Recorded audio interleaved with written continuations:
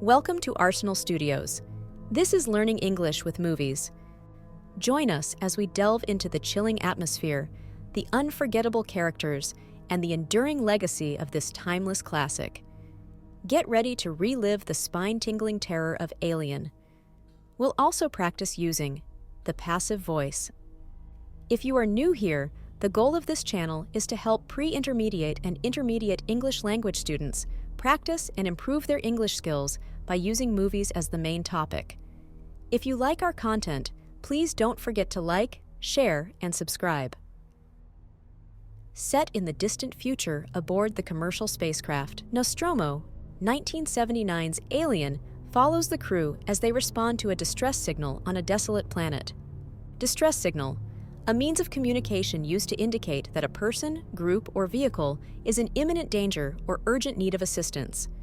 Led by the stoic Captain Dallas, played by Tom Skerritt, the crew includes Warrant Officer Ripley, played by Sigourney Weaver, Executive Officer Kane, Navigator Lambert, Science Officer Ash, and Engineers Parker and Brett. Stoic, showing indifference to pain or pleasure, enduring hardship without complaint. Their mission takes a chilling turn when they encounter an alien creature whose sole purpose seems to be their destruction. Chilling, causing a feeling of coldness or fear. From the opening scenes depicting the vastness of space to the claustrophobic confines of the Nostromo, Ridley Scott masterfully crafts an atmosphere of dread and suspense. Dread, intense fear or apprehension of something unpleasant. The eerie silence of the ship, punctuated only by the hum of machinery and the crew's footsteps, amplifies the sense of isolation and vulnerability. Eerie, strangely unsettling or mysterious, often suggesting supernatural elements. The dimly lit corridors and shadowy chambers become breeding grounds for paranoia as the characters navigate the labyrinthine vessel, unaware of the imminent threat lurking in the darkness. Lurking, remaining hidden or unnoticed, often with a sense of threat or danger. The xenomorph, with its elongated head, razor-sharp teeth, and dripping saliva-coated jaws, remains one of cinema's most iconic monsters, striking fear into the hearts of viewers. Razor-sharp, extremely sharp, like the edge of a razor blade. At its core, Alien is not merely a tale of survival against a hostile creature, but a reflection on the inherent dangers of corporate greed and unchecked ambition. Inherent, existing as a natural or essential part of something. The Nostromo's crew becomes unwitting pawns in a larger game, as the true motives of the company they work for are revealed. Pawns, individuals used by others for personal advantage without concern for their well-being. The character of Ash, whose loyalty to the company supersedes his allegiance to his fellow crew members, serves as a chilling reminder of the perils of placing profit above humanity. Supersedes, replaces or surpasses something, often in importance or authority. Furthermore, Alien subverts traditional gender roles in the science fiction genre, with Sigourney Weaver's Ripley emerging as a formidable and resourceful heroine. Her character defies expectations, eschewing the damsel in distress trope in favor of intelligence, courage, and resilience. Eschewing, avoiding or abstaining from something deliberately. Ripley's final showdown with the xenomorph, in which she dons a spacesuit and faces the creature head-on, solidifies her status as one of cinema's most iconic protagonists. Dons, puts on or wears something, often clothing or accessories. Following the groundbreaking success of Ridley Scott's Alien, the franchise expanded with a series of sequels and spin-offs that delve deeper into the terrifying universe of xenomorphs. James Cameron's Aliens, 1986, amplified the horror with pulse-pounding action and introduced iconic characters like Ellen Ripley, cementing the franchise's status as a sci-fi classic. Pulse-pounding, intensely exciting or thrilling, often referring to a fast-paced and suspenseful experience.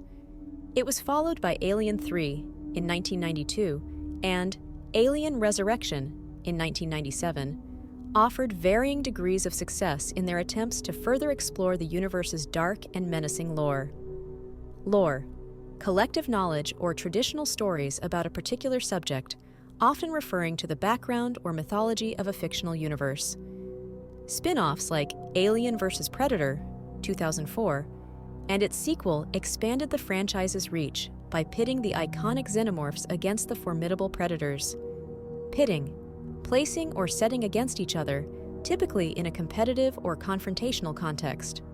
Over 4 decades since its release, Alien continues to inspire filmmakers and storytellers across the globe.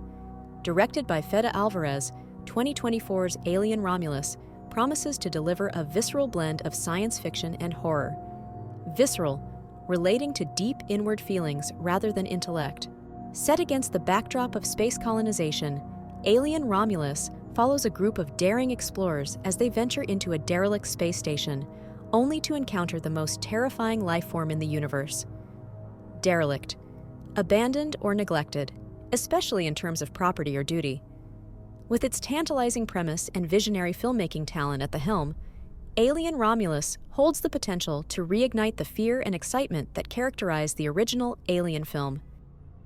Before we continue, I would like to invite you to check out our online course at THINKIFIC. The Learning English with Movies course was designed for intermediate English language students who love movies and filmmaking. You can practice your English reading and listening skills, learn new key vocabulary and grammar, and confirm your comprehension with fun quizzes. The Learning English with Movies book is also available from Amazon. For more information, as well as fun and useful tips and recommendations, you can follow us on Facebook, YouTube, and Instagram. Now, let's practice some useful grammar structures. The passive voice. The passive voice is a grammatical construction where the subject of a sentence is acted upon by the verb, rather than performing the action itself. In other words, the focus is on what is being done to the subject rather than who is doing the action. Here's how to construct the passive voice. The passive voice is formed by using a form of the verb to be, followed by the past participle of the main verb.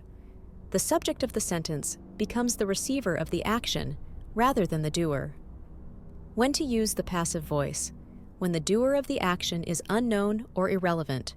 When the focus is on the action itself rather than who is performing it. When the doer of the action is obvious or implied. When you want to emphasize the object or recipient of the action.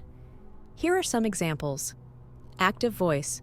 The crew discovers an alien creature aboard the spaceship. Passive voice. An alien creature is discovered aboard the spaceship by the crew. Active voice. The xenomorph attacks Ripley. Passive voice. Ripley is attacked by the xenomorph. Active voice. Dallas and his team investigate the mysterious signal. Passive voice. The mysterious signal is investigated by Dallas and his team. Active voice. The crew fights to survive against the alien threat. Passive voice. Survival against the alien threat is fought for by the crew. In each passive voice example, the focus shifts to what is being done, the action, rather than who is performing the action. It's important to note that the passive voice can sometimes make sentences less clear or direct, so it's best used judiciously and in context where it enhances the intended emphasis or effect. Thanks for watching. Have you seen Alien? What's your favorite Alien movie? Would you like to see Alien Romulus? Write down your thoughts in the comments below.